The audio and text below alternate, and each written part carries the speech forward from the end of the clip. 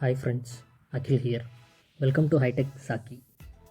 Today, let's discuss the Pixel 4a, especially after the first major Android update. Yes, you heard me right. In India, Pixel was shipped with Android 11 out of the box. Let us check if it stands with the competition, except the fact that it gives pure Android experience. First, let us look at the available options online and check if some interesting deal can be found in this price bracket. Here, as you can see on the screen, this is Flipkart landing page for smartphones.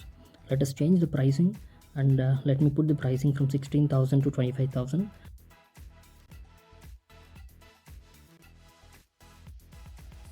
Generally at this price range, Realme has been a major player in the market these days. So definitely we will get more results of Realme, as you can see on the screen. Other than this, we are getting some Redmi and Motorola smartphones, and Oppo and Vivo are really less because those are actually offline centric smartphones, and all these smartphones are feature rich, but definitely software experience is something which matters a lot, and that's why we are here to discuss about Pixel 4 here today. Samsung F42 5G. This is also a decent option, but you have to compromise on many specifications for that matter, and it gives good number of 5G bands as well. We have got a couple of Motorola models and other players like Infinix and Redmi here in this price range. For the listing of Pixel 4a, let us choose Flipkart because Pixel 4a was originally launched via Flipkart almost a year back, if I could recall. And after this, we will quickly go through those specifications of the smartphone that are actually different from all the other smartphone options that are available in this particular price range. Let us go through specifications in GSM Arena. And the weight of the smartphone is really less. 143 grams is really less compared to other smartphones in this price bracket. Good quality OLED screen is one of the biggest selling points for the smartphone, and always on display. Only for Samsung smartphones which are coming with OLED screens will have this feature, but Google's always on display is also good, especially after Android 12 update. Here it was written that it is upgradable till Android 12, but it's not the correct information. As per the Google website, till August 2023 we should get updates. So that's definitely we can expect 2 more Android updates. Stereo separation is also something which many of the players lack, and this is decent enough. Definitely not of the flagship level, but yes, the stereo separation is really good.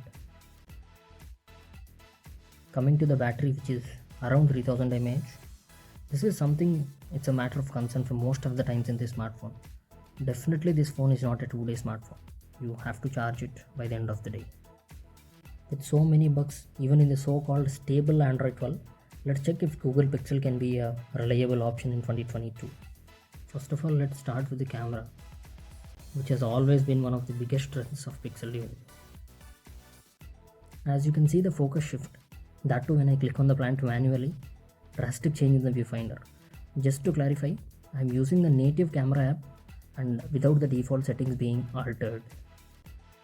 The native camera can record 4K at 30 frames per second, but 1080p can be recorded on 60 frames per second.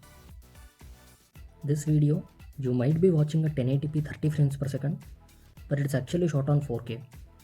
Still you can see when I click on the brightest part of the viewfinder, the camera really struggles. The entire viewfinder becomes blur, and this is how it looks.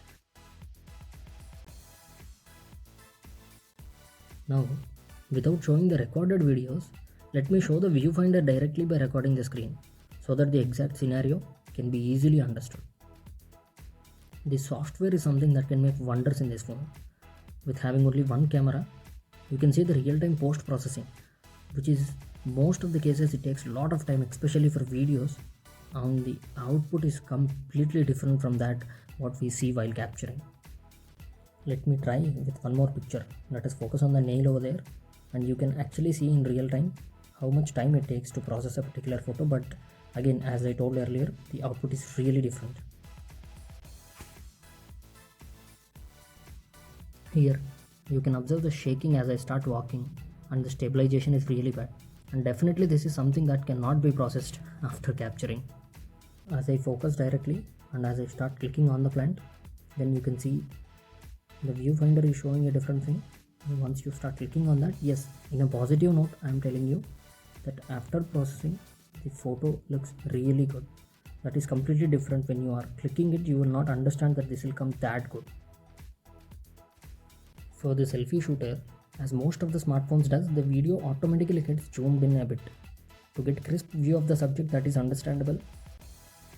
The super blue sky that you can see here is not that blue originally.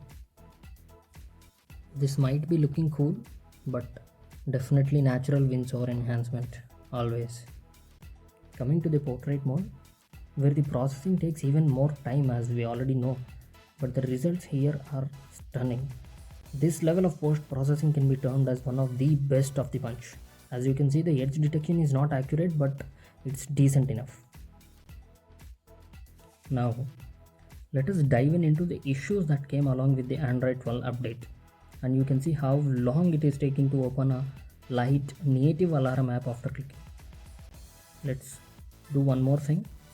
We will try clearing all the background apps. As you can clearly see, no background apps are running now, and once we click on the alarm app, still it is taking not less than 5 seconds to open that particular application, which is really slow. Another instance where the screen will automatically stop responding for all the gestures. As you can clearly see on the top right, the back button is not working. I'm trying to go home, swipe down, nothing is working. Let me show you the lag between the ringtone and the view of the call screen. As you can see that the phone has already started ringing, but for the screen to show it takes at least 5 seconds. And then after silencing the call, again it takes couple of seconds to go back to the lock screen and then show the call screen. This can be even worse at times, where it takes 12 to 15 seconds before the phone shows the call, but it keeps on ringing, before which we cannot even silence the phone. That's it for the video, guys. Let me know in the comments any other issues that you have been facing in Android 12. See you in the next one. Thank you.